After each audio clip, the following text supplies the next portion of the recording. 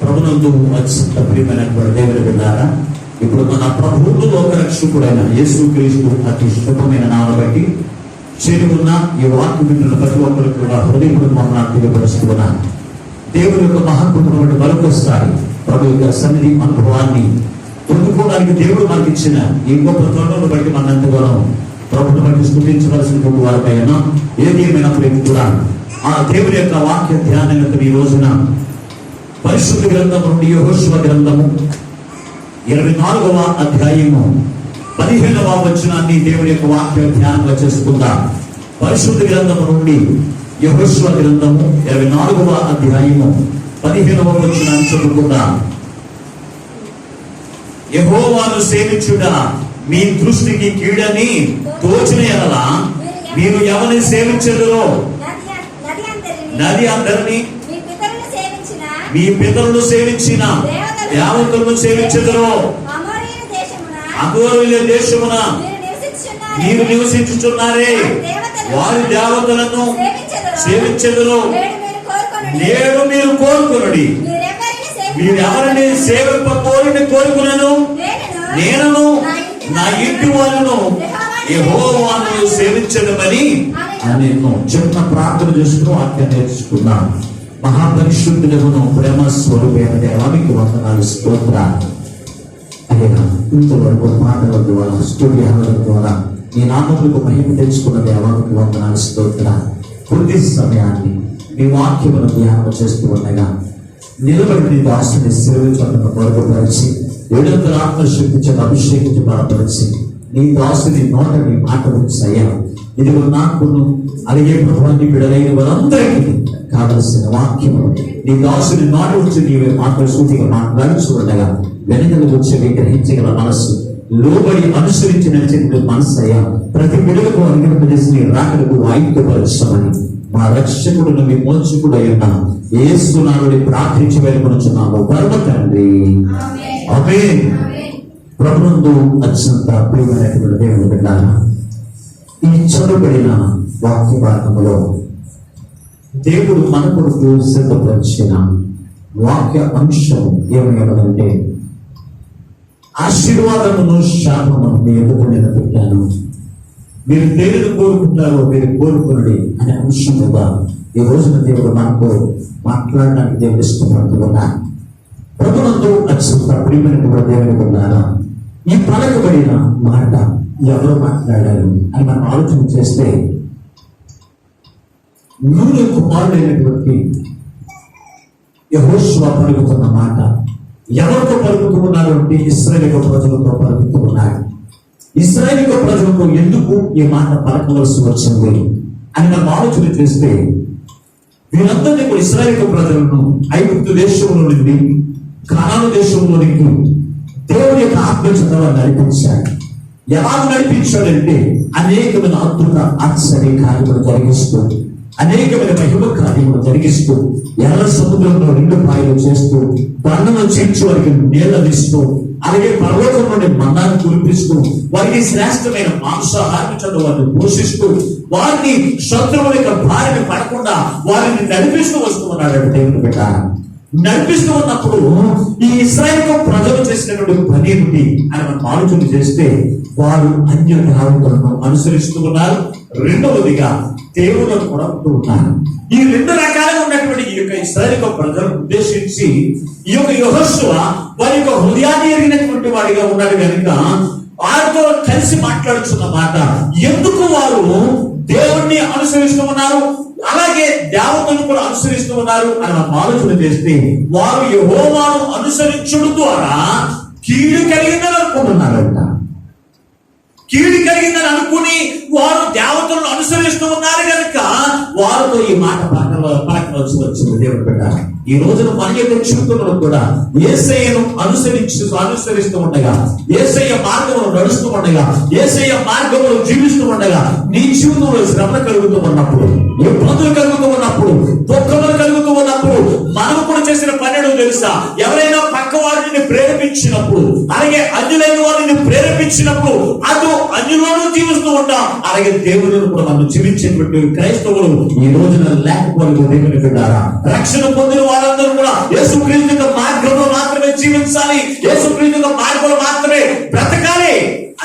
కానీ రెండు రకాలుగా బ్రతకడానికి వీలు లేదు.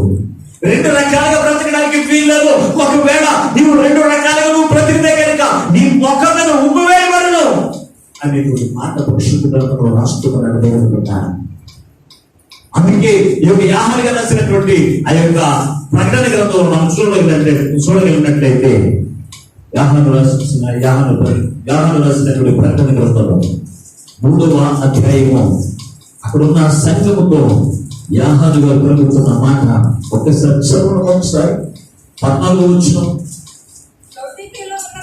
లౌకికలో ఉన్న సంఘపు దూతకు ఎలాగు రాయము ఆమేన్ అనువాడు నమ్మకమైన సత్య సాక్షియు దేవుని దృష్టికి ఆదియునైన వాడు చెప్పు సంగతులు ఏమనగా నీ క్రియలను నేను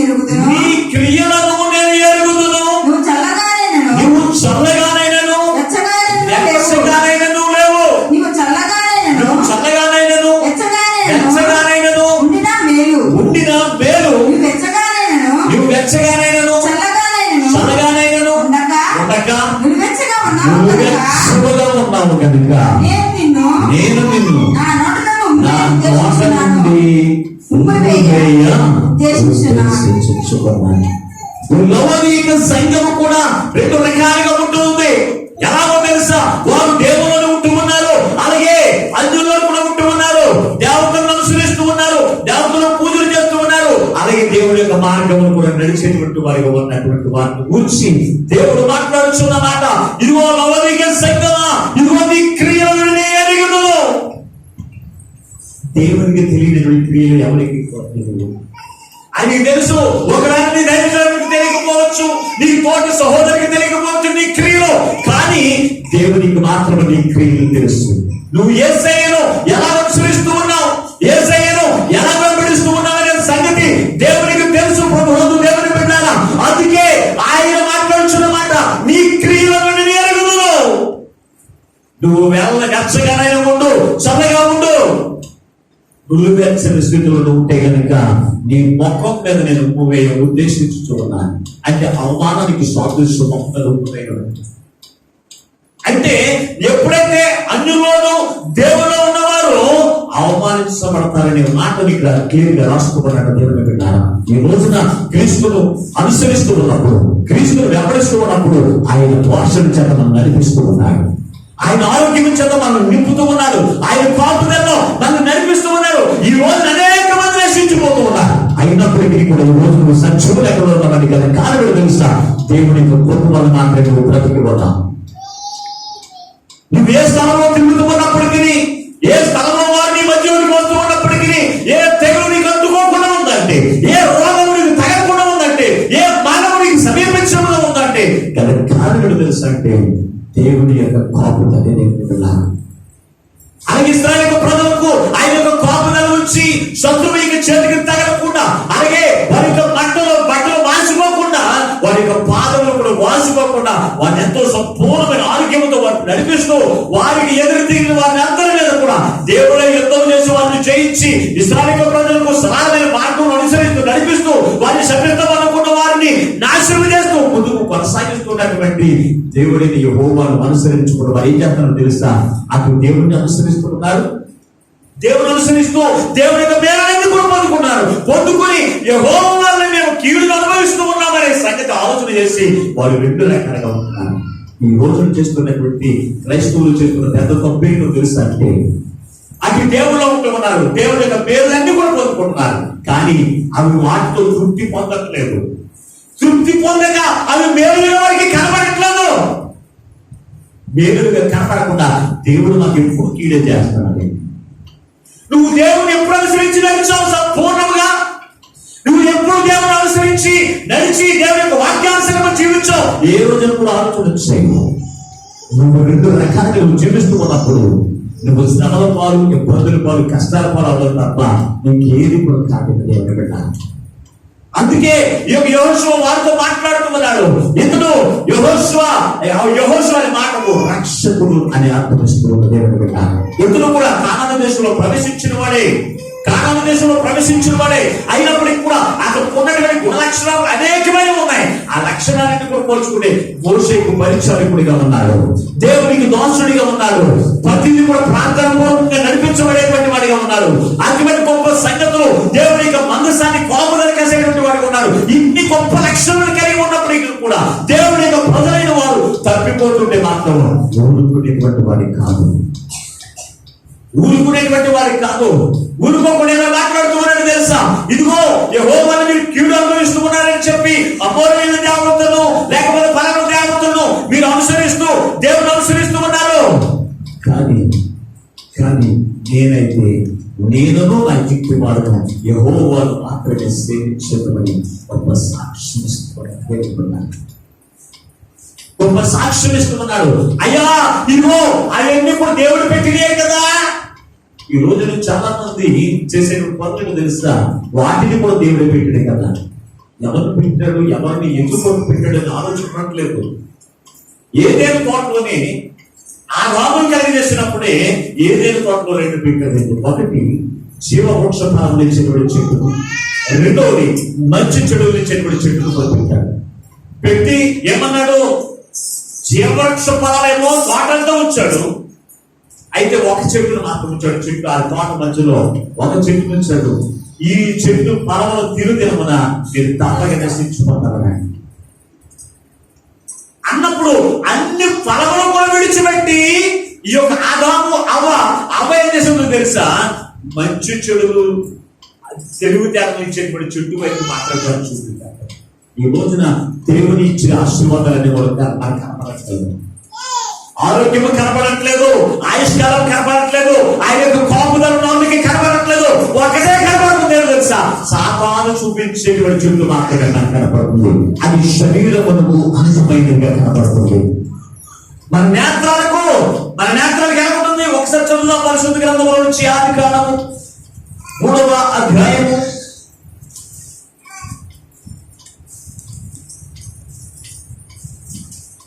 5వ వచనం చదువు ఒకసారి. ఎలయనగా వాటిని తిరుదినమున నీ కన్నులు తెరవబడిన నీవు ఎరిగిన వారై దేవతల వలె ఉందురనియు దేవునికి తెలియనని నీతో చెప్పగా స్త్రీ ఆ వృక్షము ఆహారములకు మంచిది గాను పనులకు అందమైనది గాను వివేకమునిచ్చు రమ్యమైనదిగా కనపడుతుంది. ఏ చెట్టు?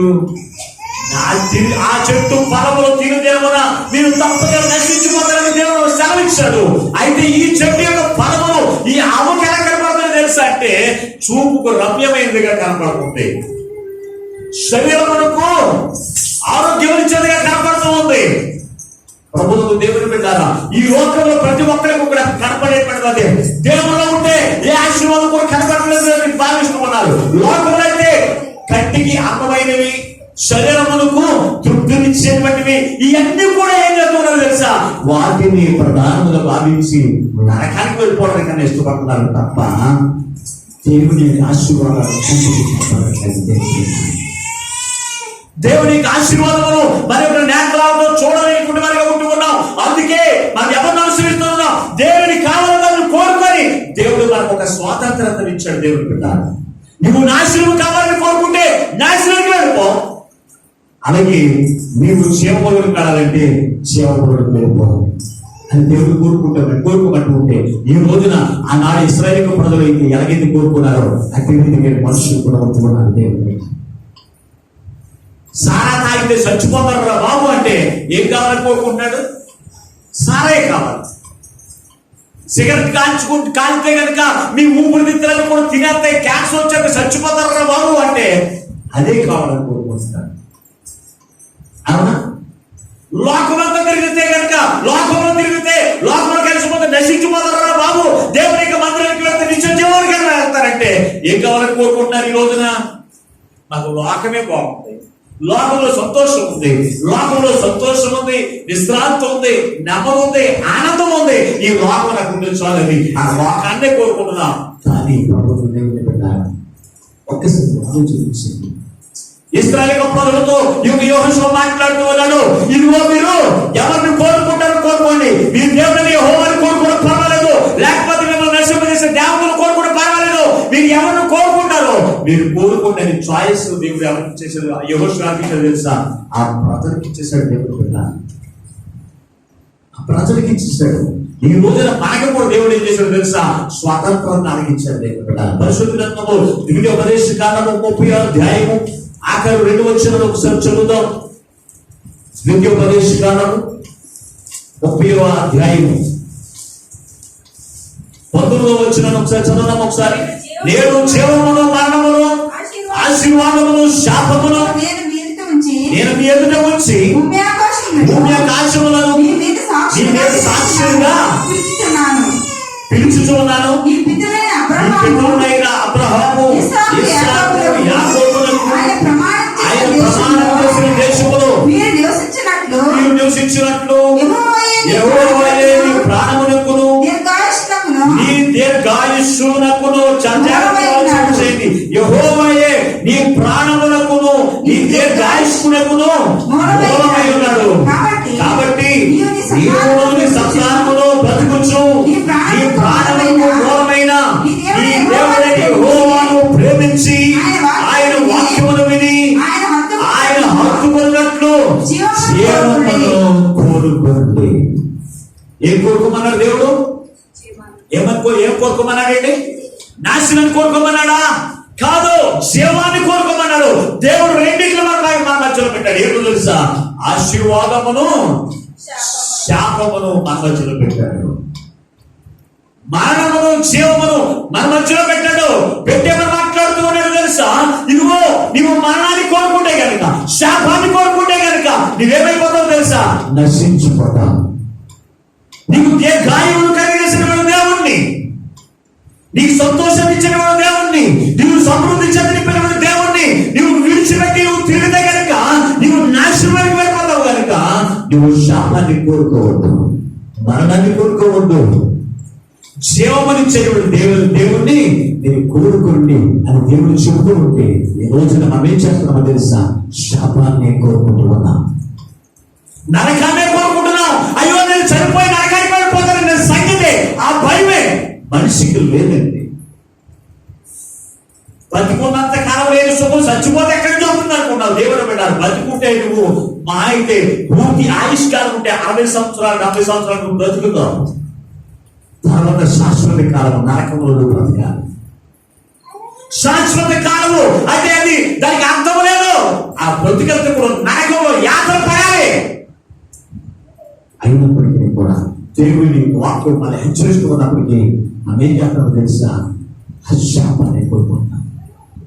అందులో భక్తులు బాగా ఎవరిని కోరుకుంటావు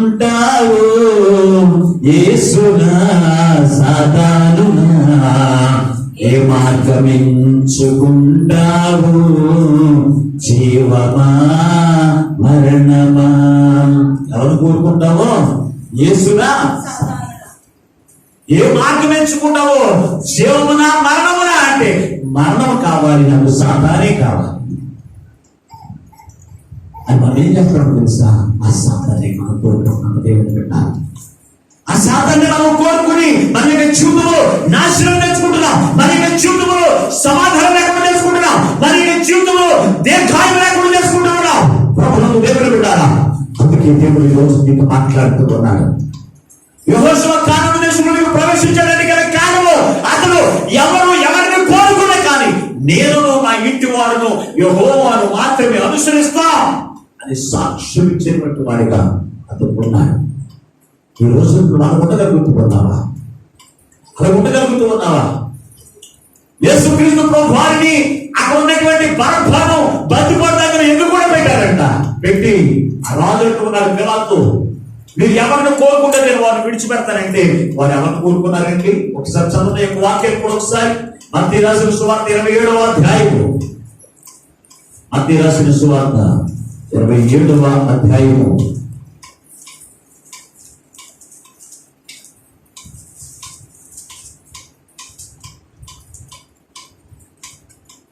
24వ వచనం కింద చూడండి ఒకసారి. పిలాతు అలరి ఎక్కువ ఉంచున్నదే కానీ తన వలన ప్రయోజనం ఏమీ లేదని గ్రహించి నీళ్లు తీసుకుని జనసమూహం ఎదుట చేతులు కడుక్కుని ఈ నీతిమంతుని రక్తము నేను నిరపరాధిని మీరే చూసుకోండి అని చెప్పాను. అందుకు ప్రజలందరూ వారి రక్తము మా మీదను మా పిల్లల మీదను ఉండును గాక అని అప్పుడు అతడు వారి కోరినట్లు వారికి విడుదల చేశారు. చూడండి దేవుని బిడ్డారా, ఇక చూసినప్పుడు యేసు క్రీస్తు ప్రభువు నీతిమంతుడు, జీవమనిచ్చేటువంటి జీవాధిపతి, అద్భుత ఆశ్చర్యములు కార్యములు జరిగించేటువంటి దేవుడు యేసయ్యను ఒక పక్కన పెట్టారు. మరొక పక్కన భక్తిపూర్తి దొంగ, నరహత్య చేసేవాడు, పగలే ఇల్లు కూల్చేటువంటి వాడు, పగలే దోపిడిదారులుగా అతను దొంగతనం చేయడానికి నోరును హతమార్చి ఒక నరహంతకుడు ఎవరిని పరబ్బాన్ని కూడా పక్కన పెట్టేమన్నాడు తెలుసా పిలాతు. ఇతను నీతిమంతుడు, మీరు ఇతను కోరుకుంటే కనుక మేము విడిచిపెడతాం, మీరు ఎవరిని కోరుకుంటే కోరుకోండి, ఈ నీతిమంతులు మీరు కోరుకోకపోతే కనుక మీరు ఏమైపోతారో తెలుసా, ఇతని మీద ఉన్నటువంటి అది శాపం తడి మీద వచ్చేస్తుంది, మీ పిల్లలకు వచ్చేస్తుంది. ఆ శాపం మీదకి మీరు పడకూడనట్లు ఏం చేయండి, కోరుకోండి, ఇద్దరికి చెప్పండి. అయినప్పటికీ ఏమన్నారు తెలుసా ప్రజలందరూ, ఇదిగో ఈ బరబ్బను మేము కోరుకుంటే కనుక శాపము మా మీదకి మా పిల్లల మీదకి వచ్చునుగాక. ఏం కోరుకున్నారో శాపాన్ని కోరుకున్నారు. శాపాన్ని కోరుకుని ఆ బరబ్బని మాకు విడిచిపెట్టు, అతను మమ్మల్ని బాగా పోలుస్తాడు కత్తులతో, అతను మమ్మల్ని ఎలాగైనా సరే దోచుకున్నా పర్వాలేదు, మా కుటుంబం శాంతి లేకుండా చేసిన పర్వాలేదు, మమ్మల్ని నరహత్య చేసిన పర్వాలేదు, మమ్మల్ని నరకాన్ని తీసుకెళ్ళి పర్లేదు, మాకు బరబ్బని కావాలని అల్లది ఎక్కువ కేకలు వేసుకుంటున్నారు. అల్లది ఎక్కువ కేకలు వేసుకున్నారు. దేవుని కూడా మరి ఎవరిని కోరుకున్నారు? యేసయ్యని కోరుకోలేదు, జీవముని చేసైనా కోరుకోలేదు. అద్భుత కార్యములు జరిగించి వారు ఎదురు చూపించాడు దేవుడు. దెయ్యాలు ఆయన యొక్క నామం చెప్తేనే పారిపోతూ ఉన్నాయి. ఆయన పేరు ఒక్కసారి ఆయన మాట సెలవిస్తే చనిపోయిన వారు కూడా లేచి వచ్చేస్తూ ఉన్నారు. ఎన్నో అద్భుత కార్యములు పక్షవాతము కలిగినటువంటి ఎందరో బాగు చేసి ఆయన అద్భుత కార్యములు జరిగించడానికి సమర్థులన్నట్టుగా ఆయనకైనా నిరూపించుకోవడం కానీ ఎన్ని చూసినా కానీ వారు మాకు ఎవరు కోరుకున్నారంటే కావాలి, మాకు బుడబడి కావాలి. ఈ రోజున అన్నాడు ఉన్నటువంటి ప్రజల వలె, ఇశ్రాయేలు ప్రజల వలె ఈ రోజున మనం చేస్తున్న పని కూడా అదే. యేసయ్యను చేయమని అంతగానే ఇంకేమేస్తాడు, యేసయ్యను బాగు చేస్తారు అంతగానే ఇంకేమేస్తాడు, యేసయ్యతే పరలోకానికి తీసుకుని వెళ్తాడు అంతగానే వెళ్తాడు. మాకైతే సాతానైతే ఆనందిస్తుంది, సాతానైతే మాకు సంతోషాన్ని ఇస్తుంది, సాతానైతే నాకు సుఖాన్ని ఇస్తుంది. ఎంతకనే కావాలి, నాకు సాతానే కావాలి, నాకు శాపమే కావాలి. అయిపోయినా పర్వాలేదు, నాశనం అయిపోయినా పర్వాలేదు, నరకానికి వెళ్ళిపోయినా పర్వాలేదు, మాకు మాత్రం సాతానే కావాలి. ఎవరు కోరుకుంటాం? అందుకే యెహోషువ ద్వారా ఈ రోజున నీతో నాతో కూడా దేవుడు మాట్లాడుతున్నాడు. ఇదిగో ఎవరో ఈ రెండు రకాలు ఉన్న వారిని చూసి నీవు రెండు రకాలు ఉండడానికి లేదు. ఎవరో అన్యులైనటువంటి వారు, అలాగే వారు దేవుల్లోనూ అలాగే అన్యుల్లోనూ కూడా వారు నివసిస్తూ వారి విగ్రహాలను ఆరాధన చేస్తూ యేసుక్రీస్తు ప్రార్థన విజ్ఞాపన కోరుకుంటూ ఉన్నప్పటికీ కూడా ఎవరో ఏదో చేశాడని నీవు కోరుకోవాల్సిన పని లేదు. యేసయ్య ద్వారా సాధ్యం కాని లోకంలో ఏది లేదో, యేసయ్యకు అసాధ్యమైనది ఈ లోకంలో ఏది లేదు, అది సమస్తము కూడా సాధ్యమే. అయినప్పటికీ కూడా నువ్వు యేసయ్యను ఎందుకు కోరుకోలేకపోతున్నా? యేసయ్యను ఎందుకు కోరుకోలేకపోతున్నావు? దేవుడు ఆయన దేవుడే నువ్వు నమ్మట్లేదా? ఆయన రక్షకుడే నువ్వు నమ్మట్లేదా? నీ పాపం నుంచి విమోచించాడు, నీకు పరలోక రాజ్యం ఇస్తున్నామన్నాడనే సంగతి నువ్వు జ్ఞాపకం చేసుకోలేకపోతున్నావా? నీ పాపముల కొరకు ఆయన శాపవంతుడైపోయాడు, ఆయన నీ యొక్క శాపముల కొరకు ఆయన శాపవంతుడై నీ పాపముల కొరకు ఆయన శరీరంలో కొరకు నరకొట్టబడింది అనే సంగతి నువ్వు ఎందుకు నమ్మట్లేదు? ప్రభుత్వం దేవుని బిడ్డ అన్నాడు. ఇశ్రాయేలు ప్రజలు కూడా యేసయ్యను నమ్మట్లేదంట. యేసయ్య నమ్మనప్పుడు ఏలియా ప్రవక్త రోషము కలిగినటువంటి వాడు. యెహోషువ ఎలాగైతే మాట్లాడుతున్నాడు, మీరు ఎవరిని వేడుకున్నప్పటికీ కూడా నేను మాత్రం యెహోవాను మాత్రం అనుసరిస్తాను అని వెళ్ళిపోయినటువంటి వాడి కాదు. రోషము కలిగినటువంటి ప్రవక్త, ఇదిగో దేవుడు నుంచి ఎవరైనా సరే ఇదిగో అందులోకి వెళ్ళిపోతున్నప్పుడు యేసయ్య దేవుడు కాదని ఎవరైనా ఒప్పుకోకుండా ఉంటే కనుక ఊరుకునేటువంటి వాడు కాదు. మనకి ఉంటుంది రోషం. దేవుని యొక్క ఆత్మ దేవుని యొక్క దాసులో ఉండి ఒకవేళ నువ్వు చేస్తున్నటువంటి తప్పులను, నువ్వు చేస్తున్నటువంటి పాపమును దేవుని యొక్క దాసుల ద్వారా నిన్ను హెచ్చరించినప్పుడు నీకు ఎంత రోషం వస్తుందో తెలుసా? నాకు రోషం కలిగిన వారమే. రోషం లేనటువంటి వారు ఎవరైనా ఉన్నారా? చిన్న పిల్లల మొదలుకొని, పుట్టిన పిల్లల మొదలుకొని వృద్ధాప్యం ఉన్న వారికి ఉన్నటువంటి రోషము. చిన్న పిల్లలు ఒక దెబ్బ కొడుతూ ఊరుకుంటాడు, అది ఎత్తుకుందామని 2 చేతులు శాతం మన దగ్గర రాలి అది ఎంత కోపం వస్తుంది. సంవత్సరం కూడా నిన్నటువంటి వాడిని చిన్న దెబ్బ కొట్టి అది ఎత్తుకుందామని నీ దగ్గర రాడు, నువ్వు ఏది చూపించడం నీ దగ్గర రాడు. అది ఎంత కోపం ఉంటుందో చూడండి. వృద్ధాప్యంలో లేవలేనటువంటి వారికి ఉన్న కోపం ఎటువంటి రోషం కలిగినటువంటి వారికి ఉంటారు తెలుసా? అదే ప్రభు విషయంలో మాత్రము రోషం కలిగినటువంటి వారిగా ఉంటున్నాను. రక్షణ తీసుకున్నప్పుడు ఏమా ఇది ప్రతి వారం దేవుని మందిరానికి రావాలి, వస్తావా? అయ్యా వస్తానండి. యేసయ్య నీ పాపం నుంచి విమోచించాడని సంగతి నువ్వు నమ్ముతూ ఉన్నావా? అవునండి, పాపం నుంచి విమోచించాడని నమ్ముతున్నానండి. నీ మాకు కూడా వస్తావా? అయ్యో తప్పకుండా వస్తానండి నేను.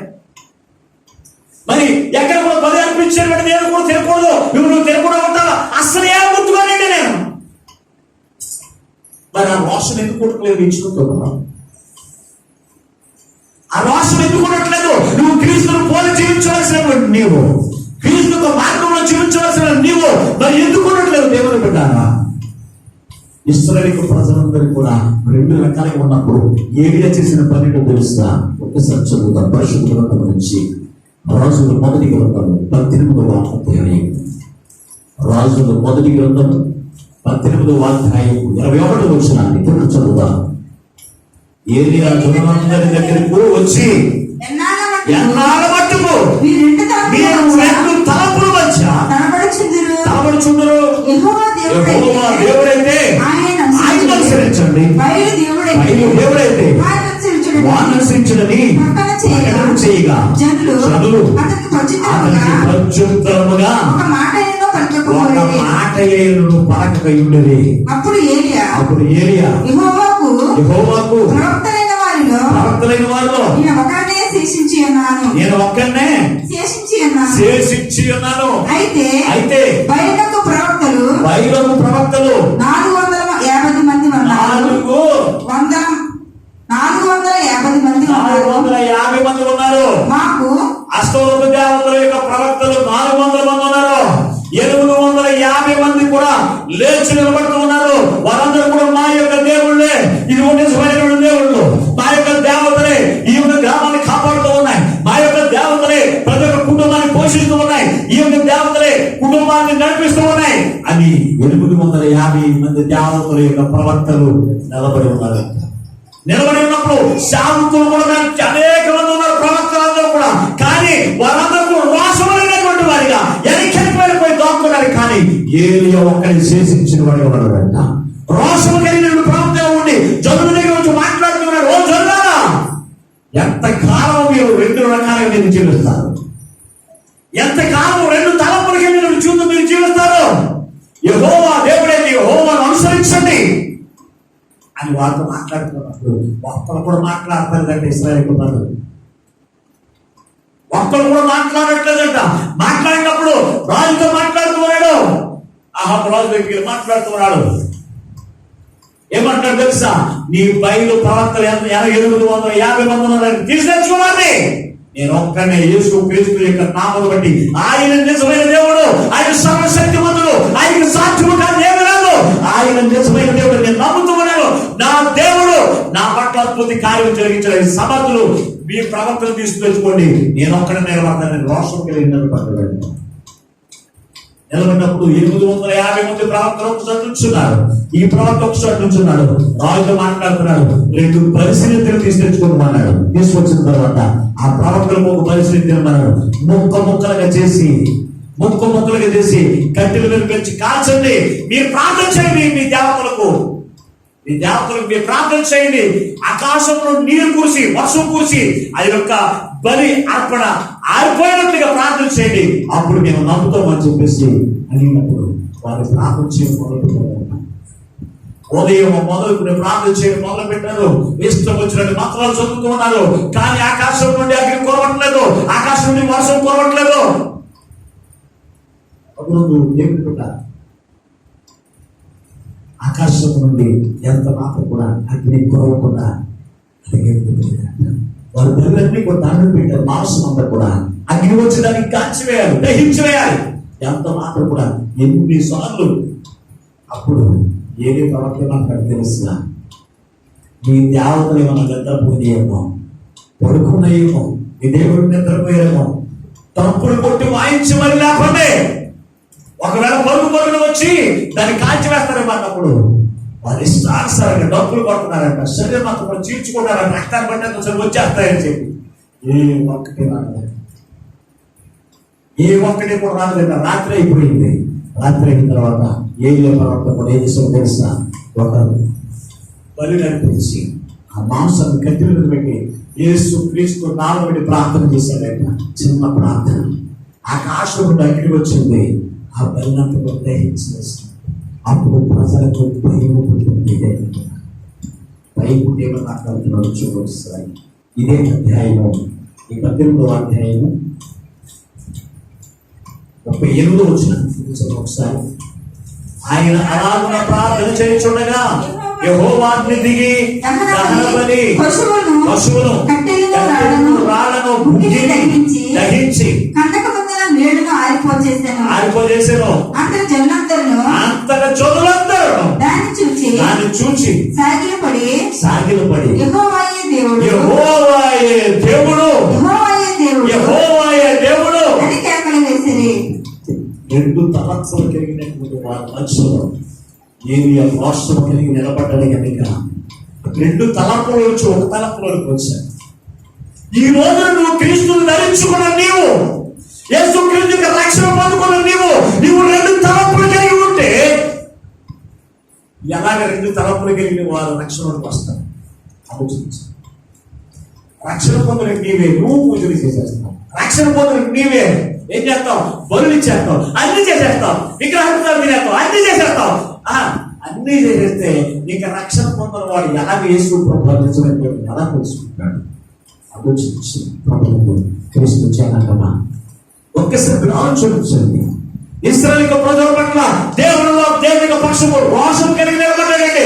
ఎవరు నా పక్కన లేకపోయినప్పటికీ, నా పక్కన వాదించేవారు కానీ, నా పక్కన ప్రార్థన చేసేవారు కానీ ఎవరు లేకపోయినప్పటికీ యేసు క్రీస్తు నిజమైన దేవుడు అని నమ్మినటువంటి వాడు ఈ రోజు కూడా రక్షణ పొందాలంటే యేసయ్య నిజమైన దేవుడని, యేసయ్య మీద నువ్వు ప్రమాణం చేసి రక్షణ పొందాలని నీ జీవితాలు తప్పనిసరి మార్చి వచ్చాయి.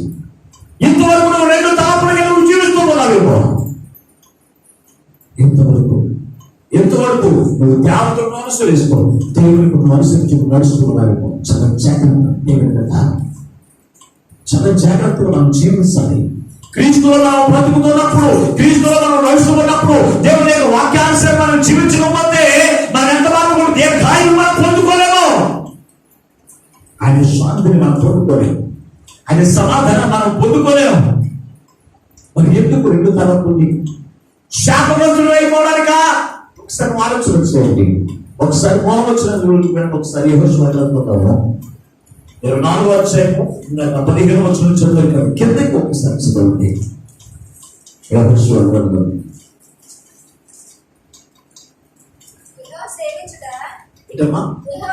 యెహోవాను సేవించుట నీ దృష్టికి కీడని తోచిన ఎడల మీరు ఎవరిని సేవించెదరో నది అద్దరిని ఈ పితరులు సేవించెదరో అమోరీయుల దేశమున మీరు నివసించున్నారని వారు దేవతను సేవించుందరో నేను మీరు ఎవరి కోరుకోండి. మీరు ఎవరిని కోరుకున్నాను నేనను నా ఇంటి వారును యెహోవాను మాత్రమే సేవించడం. మనం అందుకు ప్రజలు యెహోవాను విసర్జించి ఇతర దేవతలు సేవించిన ఎడల మేము ఏమంటారండి? యెహోవాను సేవిస్తూ ఇతర దేవతలు కూడా సేవిస్తారంటే ఏమైపోతామంట? అట్లా నమ్మదు. నేను రాత్రికాలం వచ్చి మీ బైబిల్లో నేను రాయలేదు మాట్లాడి ఏమంటున్నాడు? మేము శాపగ్రస్తులు. మరి ఆ సంగతి తెలిసి ఎందుకు శాపగ్రస్తులు ఏమంటారు ఈ రోజున? రక్షణ పొందిన నీవు మరి ఎందుకు రెండు తరపులు నీకు? ఎందుకు రెండు తరపులు ప్రభుత్వ దేవుకుంటున్నారా? రెండు తరపులు కలిగిన వాడు యెహోషువ విడిచిపెట్టలేదు. వాళ్ళతో మాట్లాడుతున్నాడు, ముందుకైతే మాట్లాడుతున్నాడు. మీరు ఎవరిని సేవించినప్పటికీ కూడా నేను నా ఇంటి వారు యెహోవాను మాత్రమే సేవించను అని చెప్పాడు యెహోషువ. ఆ వారు నేను మాట్లాడుతున్నాడు తెలుసా? వాళ్ళ అతనితో విడిచిపెట్టలేదు యెహోషువ. ఇంకా ఎవరికి పోలిక మాట్లాడుతుంది 21 వచ్చింది. జనులు అట్లు కాదు, మేము యెహోవానే సేవించదమని యెహోషువ వద్ద చెప్పిరి. అప్పుడు యెహోషువ మీరు యెహోవానే సేవించదమని ఆయన కోరుకున్నందుకు మిమ్మల్ని గూర్చి మీరే సాక్షులై ఉన్నారనగా వారు మేము సాక్షులమే అనేది. అందుకతడు అలాగైతే మీ మధ్యలో ఉన్న అన్య దేవతలను తొలగదోసి ఇశ్రాయేలు దేవుడైన యెహోవా తట్టు మీ హృదయంలో తిప్పుకోవడానికి చెప్పాను. అందుకు జనులు నా దేవుడైన యెహోవాని సేవించడము ఆయన మాటలే విందుమని యెహోషువతో వచ్చి. ఎవరండి సాక్షులు? ఎవరు పెట్టిన సాక్షులు? ఎందాక మనం చూసినప్పుడేమో ఆకాశమును సృష్టిని సాక్షులుగా పెట్టాడు. ఈ రోజున సాక్షులు ఎవరైనా మాట్లాడతారు? మీకు మీరే సాక్షి. దేనికి సాక్షులు? మీరు రక్షణ పొందుతూ ఉన్నప్పుడు మీరు ఏవైతే సాక్ష్యాన్ని పలికారో అవన్నీ ఎవరికి తెలుసు? రక్షణ తీసుకున్న వారు అందరికీ తెలుసు. మేము దేవుడు తప్ప వేరే దేవుడిని మేము ఆరాధించలేదు. దీపక కోటానికి మేము వచ్చేస్తాం. దీనికి సాక్ష్యం ఎవరు? మీ ఇరుగుపడి వారు కాదు. కొంతమంది పక్కన పట్టుకుంటారు. నేను ప్రార్థనకి రాలేదు పాస్టర్ గారు చెప్పమంటే నీకు ఎందుకు నేను ప్రార్థన పొందేంటి? నీకు రాకూడదు. ఎవరినే ఎవరైతే కోపం ఉంటారో, ఎవరైతే పాస్టర్ గారికి ఎక్కువ చదువుగా మాట్లాడతారు అటువంటి వాడు సారీ చెప్తున్నట్టు లెక్క. ప్రార్థనకి రాలేదని చెప్పమంటే పాస్టర్ గారికి ఏమన్నా ప్రార్థనకి రాలేదేంటమ్మా అని అడిగారు దైవజనుడు. ఎవరు చెప్పారండి మీకు రాలేదని? ఇప్పుడు వచ్చావా? రా. మరి రాలేదని ఇంకెవరు చెప్పాలి నీకు? అలాంటి చెప్పుకుంటుంది నేను రాలేదని. సాక్షి ఎవరు కాదు, సాక్షి పరిశుద్ధ గ్రంథము దయచేసి ఉంచుకొని నీరు వాక్యానికి సాదృశ్యం. నీటిలో నిన్ను దింపి సేవకుడు నిన్ను బాప్తిస్మం ఇచ్చినప్పుడు, నీరు ఆయన వాక్యానుసారం బాప్తిస్మం ఇచ్చినప్పుడు యేసు క్రీస్తు యొక్క నువ్వు మాట్లాడుతూ ఉన్నావు. సాక్ష్యానికి నీవే. అందుకే ఇక్కడ మాట్లాడుచున్నాడు, ఇదిగో మీకు మీరే సాక్షులై ఉన్నారు కనుక మీరేం చేయండి? విగ్రహాన్ని పడగొట్టండి. ఎక్కడి నుంచి?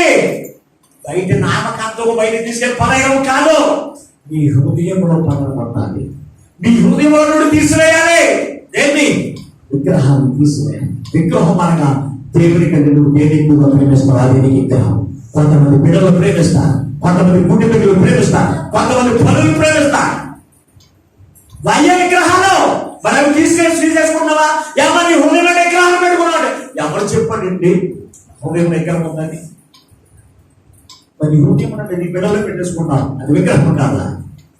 నీ హృదయం అంటే నీ పనులు పెట్టుకున్నావు, అది నీ విగ్రహం కాదా?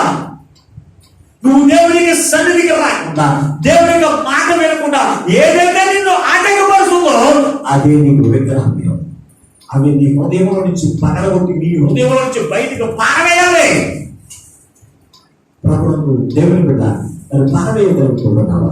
ఆలోచించి యెహోషువ మాట్లాడుతూ ఉన్నాడు. యెహోషువ మాట్లాడుతున్నాడు, ఇదిగో మీరు ఎవరిని సేవించినప్పటికీ కూడా, మీరు ఎవరిని సేవించినప్పటికీ కూడా నేను నా ఇంటి వారిను యెహోవాను మాత్రమే నేను సేవించడము అని సాక్ష్యం ఇస్తూ ఉన్నాడు. ఒక్కసారి ఆలోచన చేయండి. నువ్వు దేవుని సేవిస్తున్నావా? రక్షణ పొందిన నీవు నీ కుటుంబాన్ని రక్షణ మార్పులు నడిపించుకోవాలి. నీ కుటుంబాన్ని రక్షణ మార్గం నడిపించుకోవాలి. యెహోషువ అతను రక్షణ పొందినటువంటి వాడు. ఏలియా దగ్గర, ఇది మోషే దగ్గర తెలకుండా తెలుసా, ఒక పరిచారకుడిగా ఉన్నారు, ఒక యుద్ధ సైనికుడి వలె ఉన్నారు. సైన్యాధిపతిగా ఉండి మోషే ఏదైతే చెప్పాడో, మీరు కింద యుద్ధం చేయండి, ప్రజలు తీసుకువెళ్ళి నేను ప్రార్థన చేస్తానన్నప్పుడు ఒక సైన్యాధిపతిగా మోషే చెప్పినట్టుగా నడుచుకున్నటువంటి వాడు యెహోషువ. అంతేకాదు ప్రార్థన చేయడంతో అతను జీవితం పొందుకునేటువంటి వాడిగా ఉన్నాడు. అయ్యా మా కొరకు ప్రార్థన చేయండి, మా ప్రయత్నం చేస్తాం, మీరు మా కొరకు ప్రార్థన చేయండి. దైవ చూడడానికి మోసేకి సాధించినప్పుడు మోసే ప్రార్థన చేస్తున్నాడు, ఇతను ప్రయత్నం చేస్తున్నాడు. గొప్ప చేయి ఎవరితో వచ్చింది? దైవజనుడు మోసే ప్రార్థన చేస్తున్నటువంటి ఆత్మీయ చెప్పులు చేయవచ్చింది. ఈ రోజున టీవీ మేము ప్రసంగం చూస్తున్నామండి, పాస్టర్ గారే ప్రార్థన చేయగలదంట, మేము కూడా ప్రార్థన చేసుకుంటే ప్రార్థన ప్రతిఫలం వచ్చేస్తుందంట. వస్తుందండి, తప్పనిసరిగా వస్తుంది. మరి ఇంకెందుకు దైవజనుడు పెట్టింది దేవుడు? మరి దేవుడు సూటిగా మీతో మాట్లాడొచ్చు కదా, మరి ఎందుకు మాట్లాడట్లేదు? దేవునికి దాసుడు మాట, ఆయన మాట నుంచి దేవుడు మీతో మాట్లాడుతూ ఉన్నప్పుడు నీ మాటలన్నీ దేవునికి దాసుల ద్వారా దేవునికి అప్పగించబడాలా? అయ్యో నేను తప్పనిసరిగా ఉపవాసం కూడా ప్రార్థన చేస్తానండి, చర్చికి అయితే రావట్లేదు కానండి, శుక్రవారం తలస్నానం చేసేసి నేను ఏం చేస్తానంట, ఇంట్లో కూర్చుని మోకరించే ఉంటానండి నేను 3-4 గంటలు.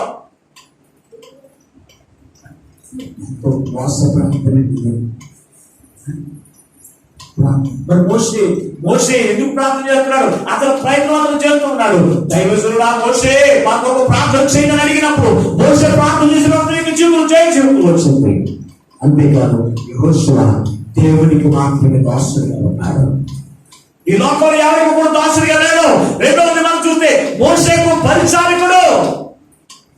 అందుకే యెహోషువను గురించి ఎక్కడ రాసిన ప్రతి మాట కూడా మోషే పరిచారకుడైన యెహోషువ అని రాయబడి ఉంది. దేవుని బిడ్డ అనేక పర్యాయాలు రాశాడు. మోషేకు అతను పరిచారకుడు. ప్రభునందు వారి ప్రియమైన దేవుని బిడ్డ పరిచర్య చేసేటువంటి వాడు. మోషే ఏ పని చెప్తారా ఆ పరిచర్యకు నేను సిద్ధంగా ఉన్నాను అని పరిచారకుడిగా ఉన్నాడు దేవుని బిడ్డ. అందుకే యేసు ప్రభు ఈ లోకంలో జీవిస్తున్నప్పుడు ఏమేం చెప్పాడు తెలుసా? మీరు ఎవడు గొప్పవాడని కోరుకున్నాడో వాడు ముందుగా పరిచారకుడై ఉండవలెను. యెహోషువ మోషేకు పరిచారకుడిగా ఉన్నాడు కనుక మోషే తర్వాత ఇతడు ఒక గొప్ప దైవజనుడిగా ఎంచబడ్డాడు. అనేకమైన లక్షల మందిని నడిపించడానికి యెహోషువ ఒక కారకుడిగా ఎంచబడడానికి కారణము మోషే దగ్గర పరిచారకుడిగా ఉన్నాడు. ప్రభువు దేవుని బిడ్డ ఈ రోజున పరిచయం చేయడానికి ఇష్టపడట్లేదు. చాలా మంది దేవుని యొక్క సన్నిధికి పడుతూ ఉన్నారు. అలాగే కొన్నిసార్లు వెళ్ళినప్పుడు, కొన్ని సంవత్సరాలు వెళ్ళిన తర్వాత 2-3 మాటలు నేర్చుకున్న తర్వాత సేవ చేయడానికి వెళ్ళిపోతూ ఉన్నారు. పరిచయం చేయడానికి ఇష్టపడదు. కానీ నేను పరిచయం చేశాను దేవుడు కదా, నన్ను పరిచయం చేయడానికి దేవుడు నడిపించి నేను పరిచయం చేసిన తర్వాత దేవుని యొక్క సేవకు నేను ఇష్టపడ్డాను. నేను దేవుడు కదా, నేను ఇష్టపడను కదా, ఆయన నన్ను కోరుకున్నాను. పరిచయం చేసిన తర్వాత పరిచారకుడిగా ఉండాలి. ఆయన ఆత్మీయ తండ్రి నన్ను గసిరేవాడు, తిట్టేవాడు, ముఖమే తిట్టేవాడు, అవమానించేవాడు. అయినప్పటికీ కూడా నేనే చూడ తెలుసా పరిచర్య విడిచిపెట్టాడు. అందుకే ఈ రోజు నన్ను ఒక దైవజనుడిగా చేస్తాడు దేవుడు బిడ్డ. ఈ రోజు పరిచయం చేయడానికి ఇష్టపడట్లేదు, పెద్ద సేవకు అయిపోవాలి. ఎలాగైపోతారు? ఏలియా దగ్గర ఎలీషా పరిచారకుడిగా చేశాడు దేవుడు బిడ్డ. ఏలియా భోజనం చేసి చేయగలుగుకుంటూ వెళ్తూ ఉంటే ఇప్పుడు చేతి మీద నీళ్లు పట్టుకొచ్చి చేతి మీద నీళ్లు పోసేవాడండి ఎలీషా. అందుకే ఏలియా తర్వాత ఎలీషా గొప్ప దైవజనుడు అయ్యాడు దేవుని బిడ్డ. ఎలీషా ఎముకలు తగిలితే చనిపోయిన వాడు లేచి నుంచునేటువంటి గొప్ప శక్తి ఆత్మ, రెండవ ఆత్మను పొందుకోవడానికి కారణం తెలుసా? ఎలీషా పరిచారకుడిగా చేశాడు. మరి ఎలీషా దగ్గర పనిచేసినటువంటి గెహాజీ మరి పరిచారకుడిగా ఉండవలసిన వాడే. పరిచారకుడిగా ఉండి అతను నమ్మకముగా పరిచయం చేయలేదు, ధనాన్ని కోరుకున్నాడు కనుక అతను ఏం చేయడు, ప్రవక్త అవ్వలేకపోయాడు. శిష్యులందరూ కూడా చూశాడు. 12 మంది శిష్యులు దేవుడు ఏర్పాటు చేసుకున్నాడు. అందులో మిగిలిన 11 మంది శిష్యులు కూడా దేవునికి వాక్యమును ప్రేమించేవారు, దేవునికి మాటను ప్రేమించేవారు, యేసయ్య మార్గంలో నడిచేవారు. వారు కోరుకున్న ఒక వాక్యాన్ని.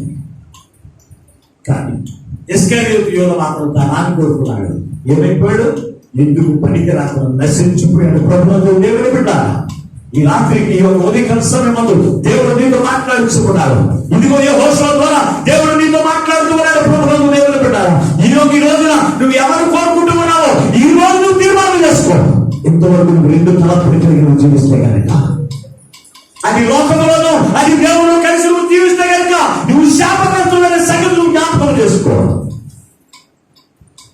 శాపగ్రస్తులను జ్ఞాపకం చేసుకో. దేవుని బిడ్డ, నువ్వు ఒకవేళ దేవుని కోరుకోకుండా నువ్వు రెండు తలపుల మధ్యలో అలా ఉండిపోతే కనుక, లోకాన్ని నువ్వు కోరుకుంటే కనుక, ఆనాడు యేసు ప్రభువాన్ని కోరుకోకుండా పరబ్బాన్ని కోరుకున్నటువంటి వారు, ఇదిగో నా మీదను మా బిడ్డల మీద ఆ శాపం ఉండును గాక.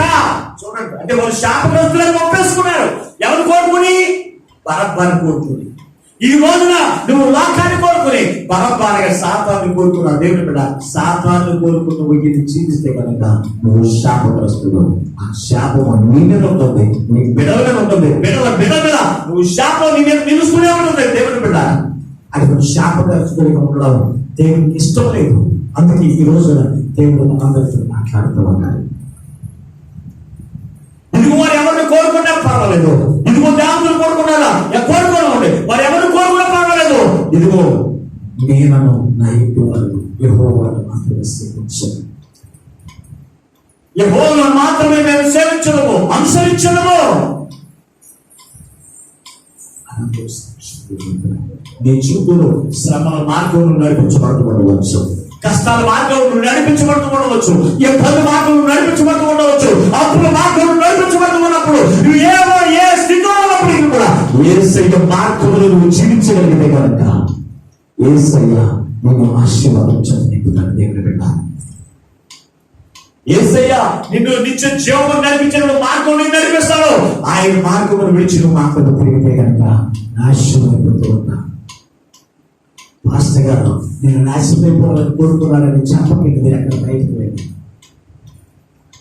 అది వాక్యంలో చూపిస్తున్నారు. మీరు ఎవరిని కోరుకున్నప్పటికీ కూడా ఇశ్రాయేలు ప్రజలు మాట్లాడుతున్నారు, ఇదిగో మేము దేవునితో అనుసరిస్తే కనుక ఇందులో మేము అనుసరించే మేము శాపగ్రస్తులుగా ఉన్నాం, ఇది మొదలు మేము ఆశీర్వాదాలకు వారసులుగా ఉండాలి, ఇదిగో మాకు దేవుడు తప్ప మాకు ఎవరు అవసరం లేదు.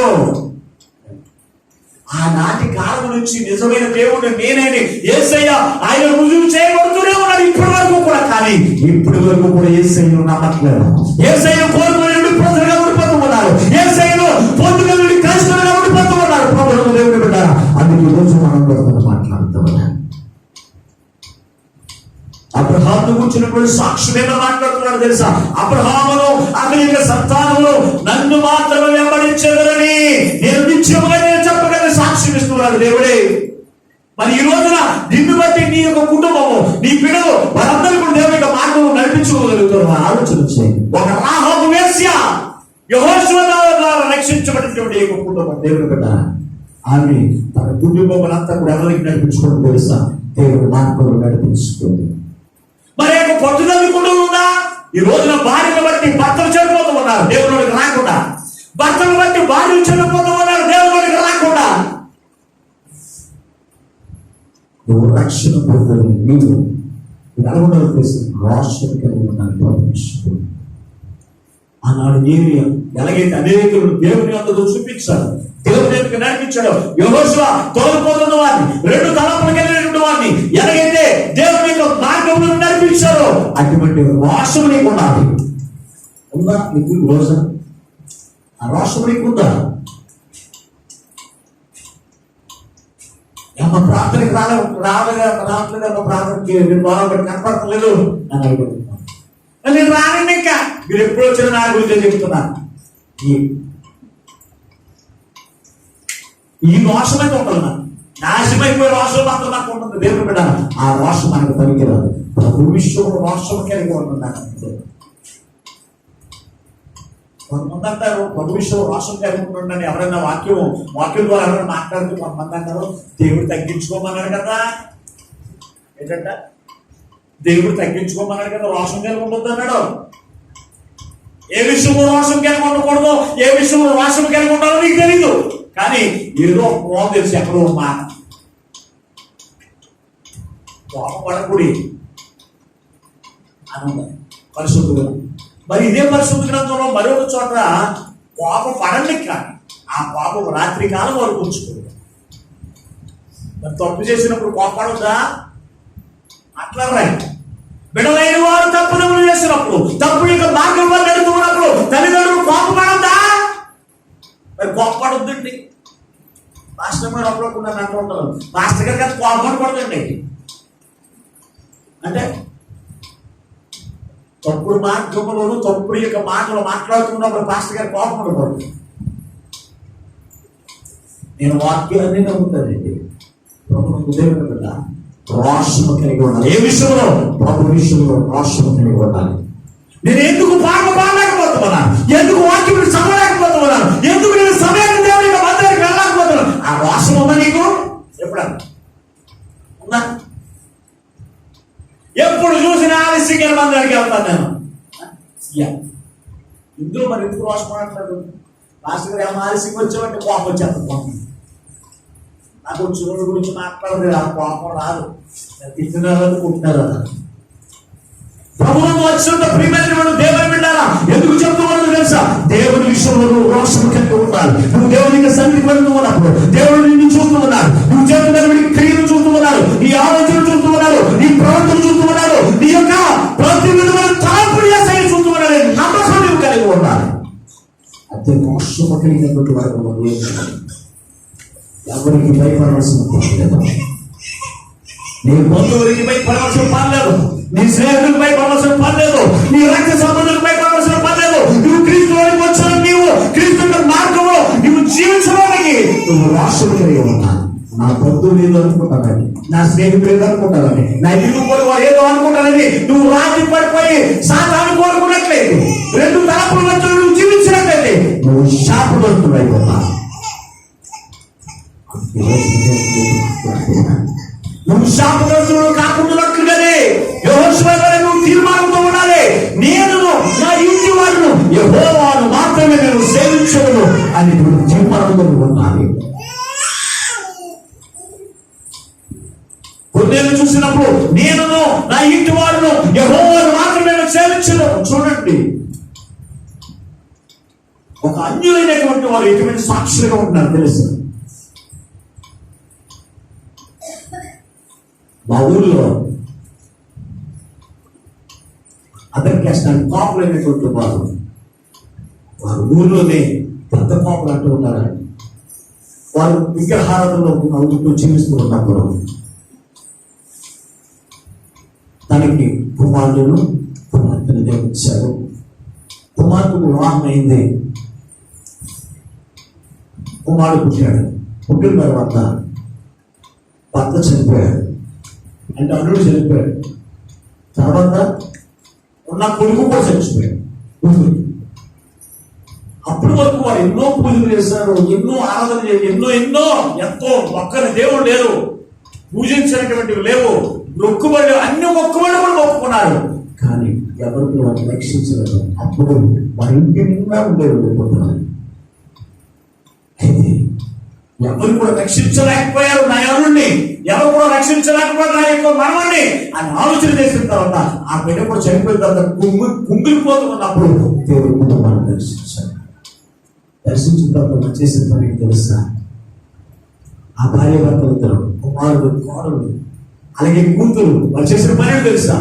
ఆ విగ్రహ ఆ యొక్క ఫోటోలన్నీ కలిసి ఒక ఆటోలో తీసుకెళ్ళి ఎక్కడో సమాధుల దగ్గర తీసుకెళ్ళి పాతి పెట్టేసి మరలా వచ్చి ఇది మొదలుకొని యేసయ్య ఎవరో నేను తెలుసుకోవాలని దేవుడు నడిపించబడాలి. కుటుంబ సమేతంగా ఒకే రోజునే రక్షణ పొందారు దేవుడు బిడ్డ.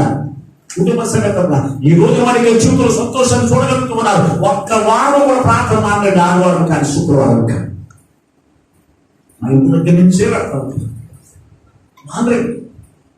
వారి జీవితంలో అంతకు ముందు శాంతి ఉండేది కాదు, సమాధానం ఉండేది కాదు. వారి జీవితంలో ఎప్పుడు కూడా ఏర్పే, ఎప్పుడు చూసిన రోధనే. అటువంటి వారు ఈ రోజున ప్రభుత్వాన్ని సంతోషంగా చూడగలుగుతున్నారు. ఎవరు కోరుకుంటారో తెలుసా? అంతకు ముందు సాతాను కోరుకున్నారు. సాతాను వారి కుటుంబంలో నాశనాన్ని చూపించండి. యేసయ్యను కోరుకున్నారు. కుటుంబ సంగతముగా మారు మనసు పొంది నేను నా ఇంటి వారిని యెహోవాను మాత్రమే సేవించుదామని ఈ రోజున ఒక దైవజనుడు వారికి ఒక గృహవేదిక వెళితే ఎంతో గౌరవంగా వాళ్ళని చేర్చుకుని మాట్లాడుతూ ప్రేమతో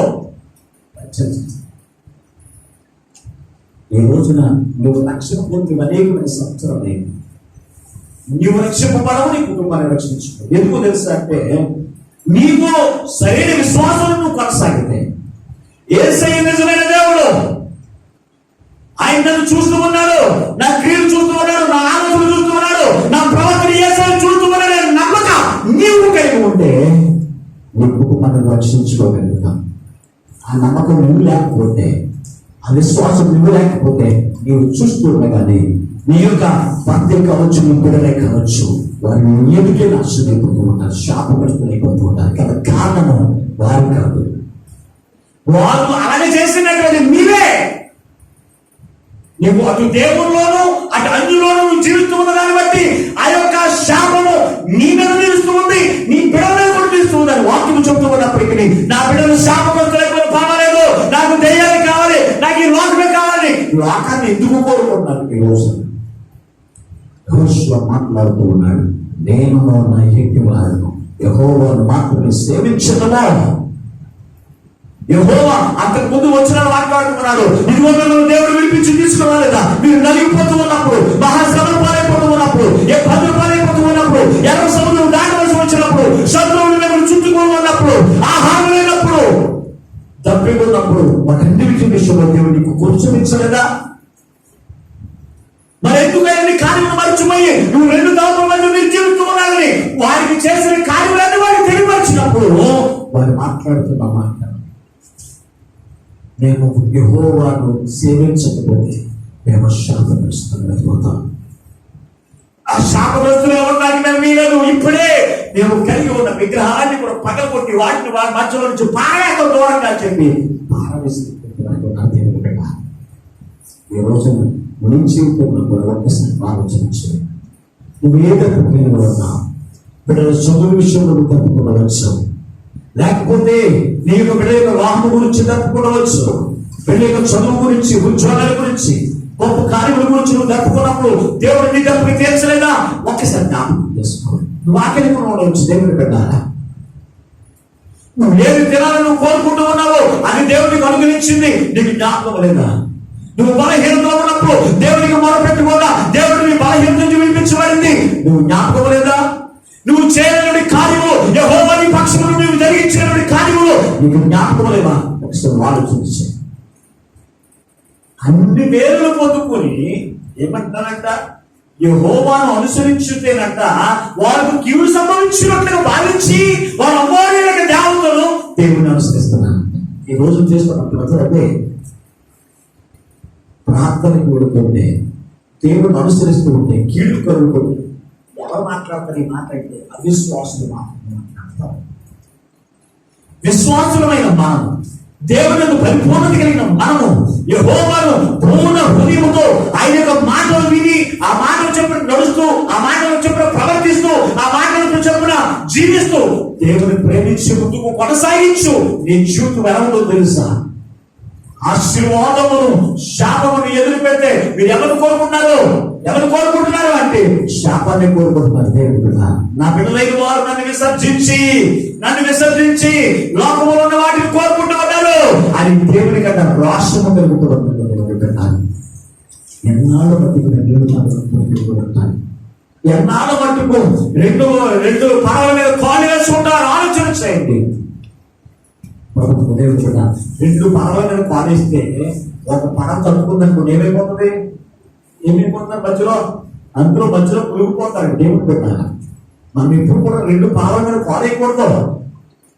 అసలు ఏ దేవుడు ఎవరో గ్రహించుకోవాలి. ఒకసారి ఆలోచించే శక్తి దేవుడు ఇచ్చాడు, జ్ఞానం ఇచ్చాడు, తెలివితేట మనకి ఇచ్చాడు. అలాగే మన జీవితంలో ఎవరు అద్భుత కార్యం జరిగిస్తూ ఉన్నాడో, జరిగించేవాడు ఎవరో, సృష్టిని కార్యదర్శింది ఎవరో, వీటన్నిటిని కూడా ఒక్కసారి దృష్టిలో పెట్టుకుని ఆలోచన చేస్తే యేసు క్రీస్తు తప్ప ఈ లోకంలో ఎవరు కూడా కనపడరు. పరిశుద్ధుడైన వాడు, విమోచించిన వాడు, పాపం నుంచి రక్షించిన వాడు, పర్వత రాజ్యంలో చేర్చేవాడు యేసు క్రీస్తు తప్ప ఈ లోకంలో ఎవరు కూడా కనపడరు. అటువంటి దేవుడు ఎందుకు నమ్మట్లేదు? అటువంటి దేవుడు ఎందుకు విశ్వాసం ఉంచట్లేదు? అటువంటి దేవుడు ఎందుకు నమ్మకం లేకుండా ఆయన సేవించలేకపోతున్నాం, అనుసరించలేకపోతున్నాం? ఇంతవరకు 2 తరపులు నచ్చుకుని జీవించుకుంటే ఈ రోజు దేవుడు నీతో మాట్లాడుతున్నాను. నీకు మొదలుకొని అయ్యా నేను ఒక తీర్మానంతో ఈ రోజు నేను ఇంటికి వెళ్ళాలయ్యా అని నేను మందిరంలోకి వచ్చాను. నువ్వు నాతో మాట్లాడవయ్యా. ఇదిగో నేను ఒక తరపు యేసు క్రీస్తు తప్ప ఆయన నిజమైన దేవుడు, ఆయన నిజమైన దేవుడు అని ఇశ్రాయేలు ప్రజలకు కోరుకున్నాను. నేను కూడా ఈ రోజు వెళ్తూ ఉన్నాను. నీ మార్గం నేను జీవిస్తాను, నిన్నే నేను ప్రేమిస్తాను, నిన్నే నా హృదయంలో పెట్టుకున్నానయ్యా. నా కుటుంబాన్ని ఆశీర్వదించు, నిత్య జీవనం నడిపించని ఎవరైతే తీర్మానం ఇంటికి వెళ్తానో అన్నాడు యెహోషువ కానాను స్వతంత్రించుకున్నట్లుగా, ఐగుప్తు దేశం నుండి కానాను స్వతంత్రించుకున్నట్లుగా ఈ లోకంలో నుంచి పర్వత రాజ్యాలను స్వతంత్రించుకునే ధన్యత యెహోషువకి ఇచ్చిన దేవుడు నీకు కూడా ఇవ్వబోతున్నాడు. రోజు ఎంతవరకు అటువంటి తీర్మానం లేకపోతే దేవునికి సన్నిధికి వచ్చి ఒట్టిగా వెళ్ళిపోవడం కాదు.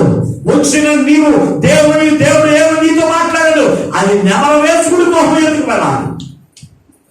గత వారంలో ఏ కోపం కూడా అంటే చెప్తావు, ఎంతో ఈజీగా చెప్తానండి. మరి గత వారం ఏ వాక్యం నేర్చుకున్నా మనం ఎందుకు చెప్పలేకపోతూ ఉన్నాం? ఆ వాక్యం అంటే మనకి శ్రద్ధ లేదు, వాక్యం నువ్వు ప్రేమించడం లేదు, వాక్యం నీ హృదయంలో నెమరేసుకోవడం లేదు, నువ్వు నెమరేసుకోవడం నీ పొరుగు వారితో పంచుకోవడం లేదు. అందుకే రెండు తలపులతో యేసు క్రీస్తు మారిపోయి ఆయన నిజమైన దేవుడు, ఆయన నిజమైన దేవుడు, ఆయన సొంత రక్షకుడు అంగీకరించండి, ఆయన మాత్రమే ప్రేమించండి, ఆయన ఆజ్ఞల మార్గంలో నడుచుకోండి. ఆయన ఇచ్చేటువంటి ఆశీర్వాదాన్ని సంపాదించుకోండి. ఆశీర్వాదం కావాలి, శాపం నాకు ఎవరికి వద్దు, కానీ మనం మాత్రం రెండు తలపులకి ఉంటాం.